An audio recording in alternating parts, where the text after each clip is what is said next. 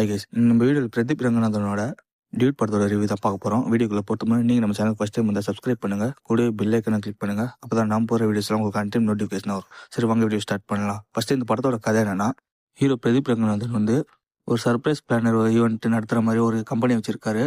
அதில் one of the partner ஹீரோயினும் இருக்காங்க. ஒரு கட்டத்தில் ஹீரோயினுக்கு ஹீரோவை பிடிச்சி போயிடுது.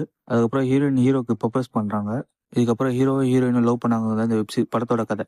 இப்போ படத்தோட பாசிட்டிவ் நெகட்டிவ் பார்த்துருவோம். ஃபர்ஸ்ட் பாசிட்டிவ் பாயிண்ட் என்னன்னா, இந்த படத்தோட ஹீரோ பிரதீப் ரங்கநாதனோட பிரசன்ஸ் முன்னாடி படங்கள் எந்த மாதிரி இருந்துச்சோ அந்த கொஞ்சம் கூட குறையாம இந்த படத்துல நல்லாவே கண்டினியூ இருந்தா சொல்லணும்.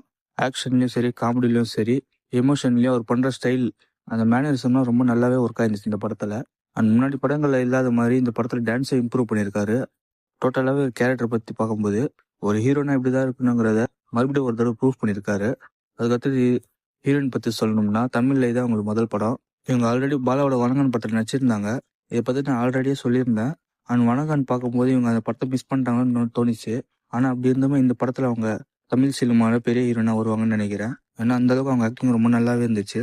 சும்மா அழகை மட்டும் வச்சு ஹீரோயின் ஆகாமல் முழுக்க முழுக்க அவங்களோட டேலண்ட்டை இந்த படத்தில் முழுசாக யூஸ் பண்ணியிருக்காங்க தான் சொல்லணும். இவங்களுக்கு அப்புறம் சரத்குமார் சார் இந்த படத்தில் ஒரு முக்கியமான ரோல் நடிச்சிருக்காரு.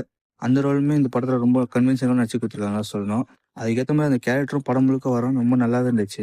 குறிப்பாக படத்தோட நடுவில் ஒரு சஸ்பென்ஸ் ஓப்பன் பண்ணுவாங்க. அதை வச்சு அந்த சஸ்பென்ஸ் ரொம்ப நல்லாவே ஒர்க் ஆகிருந்தா சொல்லணும். அண்ட் இவங்களெல்லாம் தாண்டி மற்ற கேரக்டர்ஸ் ஓரளவுக்கு நல்லாவே டிசைன் பண்ணியிருந்தாங்க தான் சொல்லணுங்க. அடுத்த பாசிட்டிவ் பாயிண்ட் என்னன்னா, காமெடி தாங்க. படத்தில் வர ஒரு காமெடியுமே ரொம்ப புதுசாக ரைட்டிங்கில் மெனக்கெட்டு தான் எழுதியிருக்காங்க. அதனால படத்தில் வர எல்லா காமெடியும் ஓரளவுக்கு நல்லாவே ஒர்க் ஆயிருந்துச்சு. கொஞ்சம் எக்ஸ்ட்ரா காமெடி பண்ணுற எதுனா பொருள் வித்தைகள் காமிச்சிருந்தாங்கன்னா கண்டிப்பாக கிரிஞ்சி மேக்ஸாகவே வந்திருக்கும். அதனால அதுக்குள்ளே போகாமல் முடிஞ்ச அளவுக்கு லிமிட்டான காமெடியை வச்சு படம் முழுக்க நகர்த்திருந்தாங்க. ஆக்ஷன் சீன்ஸை பொறுத்த வரைக்கும் 1-2 இடத்துலலாம் ஃபைட் சீன்ஸ் வரும். அந்த ஃபைட் சீன் ஓரளவுக்கு நல்லாவே இருந்துச்சு.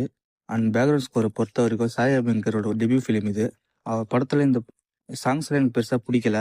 பட் இருந்தாலும் பேக்ரவுண்ட் ஸ்கோரில் நல்லாவே பண்ணியிருந்தாரு. அண்ட் சினிமாட்டோகிராஃபி ரொம்ப நல்லா இருந்துச்சு. குறிப்பாக ஓப்பனிங் சீனில் மண்டபத்தில் வர ஒரு சீனில் ஸ்லோ மோஷன் கேமரா வச்சு எடுத்திருப்பாங்க. அது ரொம்ப நல்லாவே இருந்துச்சு. அண்ட் கிளைமேக்ஸ் ஃபைட்டில் கூட ரொம்ப நல்லா பண்ணியிருந்தாங்க. இதெல்லாம் தான் இந்த படத்தோட பாசிட்டிவ். இப்போ நெகட்டிவ் பாயிண்ட் பார்க்க வரும்போது, பிரதீப் ரங்கநாதன் பார்க்கும்போது அவர் ஒரே மாதிரி படத்தில் நடிக்கிறாருங்கிற ஃபீல் ஆகுதுங்க.